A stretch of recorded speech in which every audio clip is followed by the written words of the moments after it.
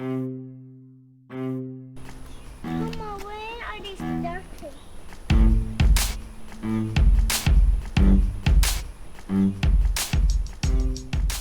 Alrighty, welcome to the Hobart Commuter. So I want to show you guys some of Hobart's autumnal beauty today. So I'm going to take a bit of a different route and head down to the South Hobart Rivulet track.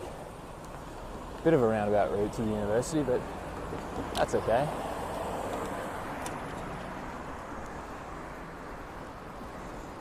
So what I'm going to do while I take you through that particularly beautiful area of Hobart is just talk about again some of the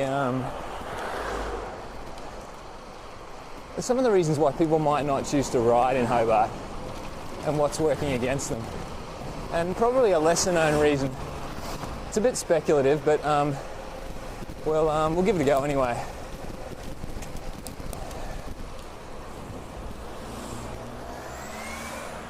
So some of obviously the main reasons people don't ride are the danger of riding on the road, perceived or otherwise. I mean, there is a real danger, but there's definitely a real danger, especially when you don't pay attention. I think we'll ride the corridor here, will we? Yeah. So the other reason, particularly in Hobart, is hills.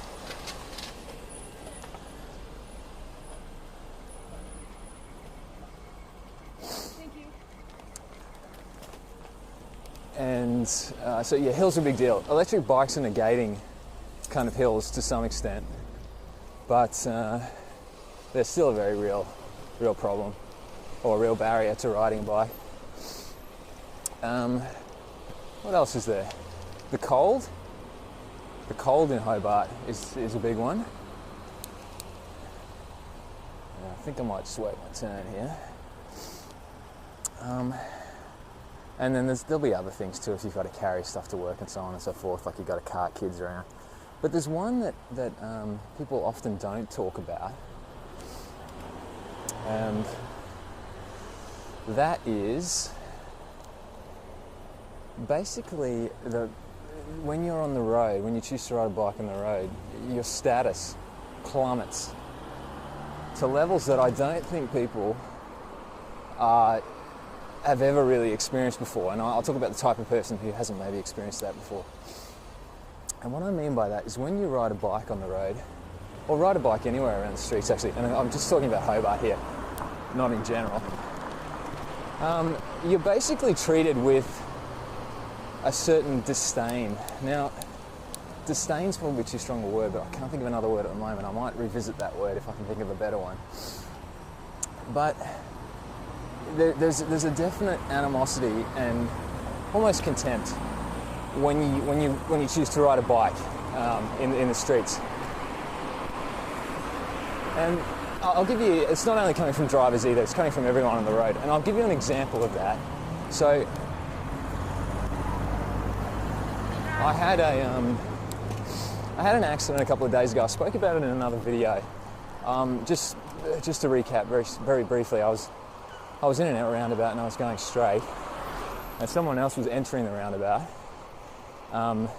from the left, and they clearly weren't going to stop. They ended up stopping about a metre beyond the line, so I braked super hard and I went over the handlebars and sort of spilled into the street.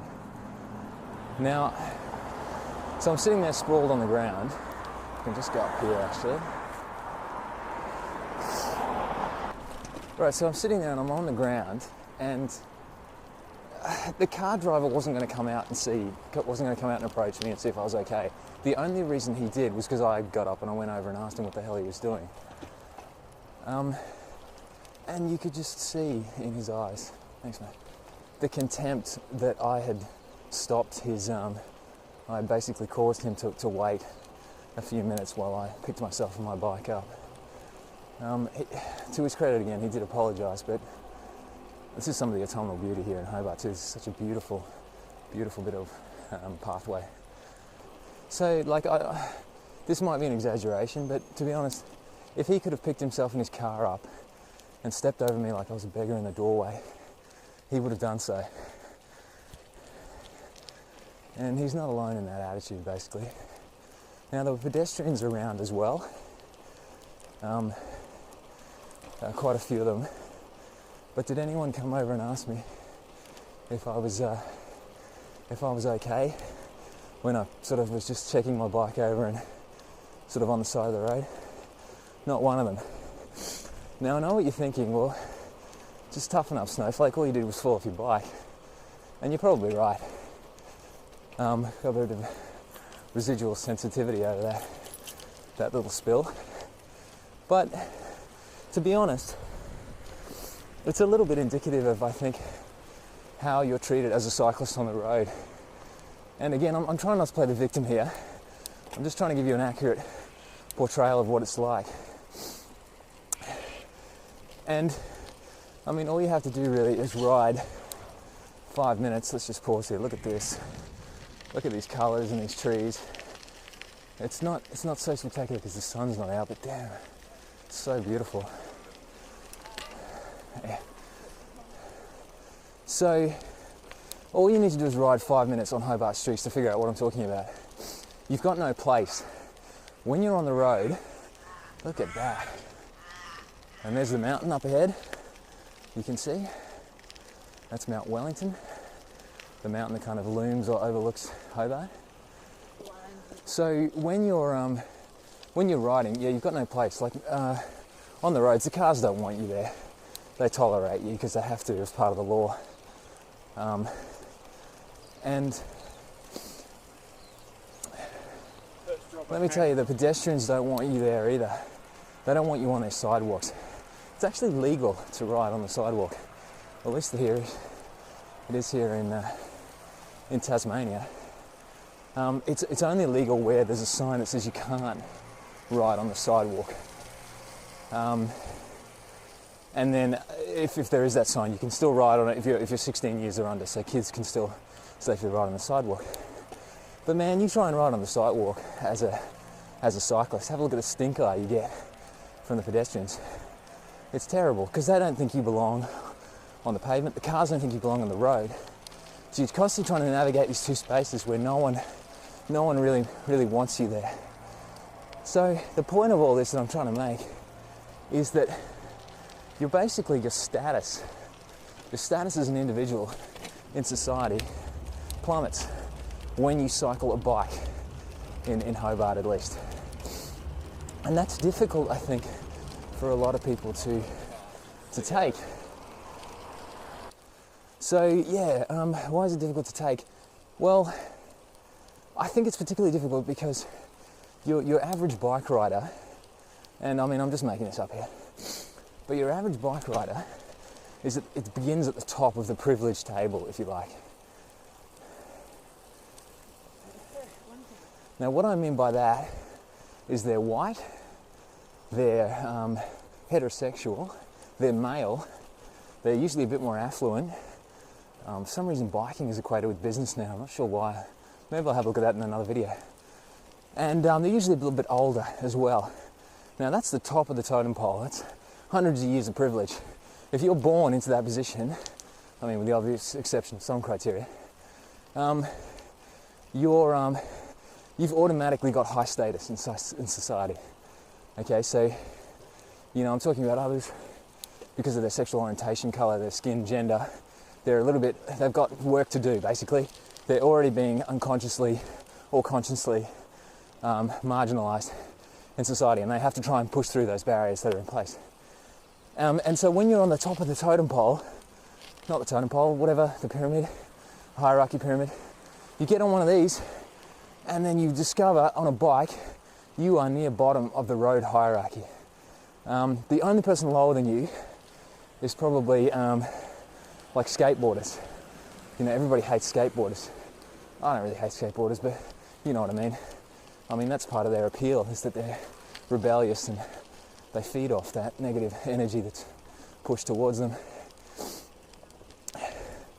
So it's quite a shock to realise you can be pushed around and you can't do anything about it. So it's a chance.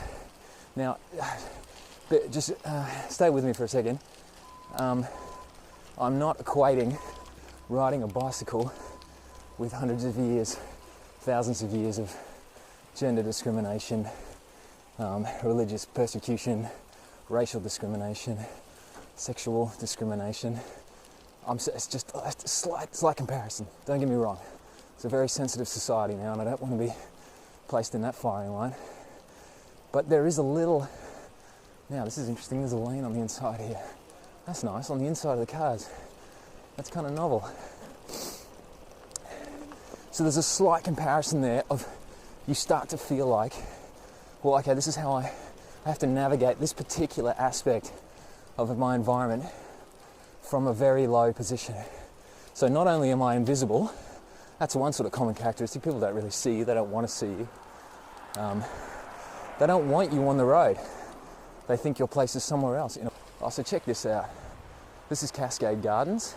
There's the mountain beyond it. I have to point a little lower because I've got the chest cam. I've been pointing too high. Some beautiful trees there. Don't get too many deciduous trees in Hobart. But Hobart was one of the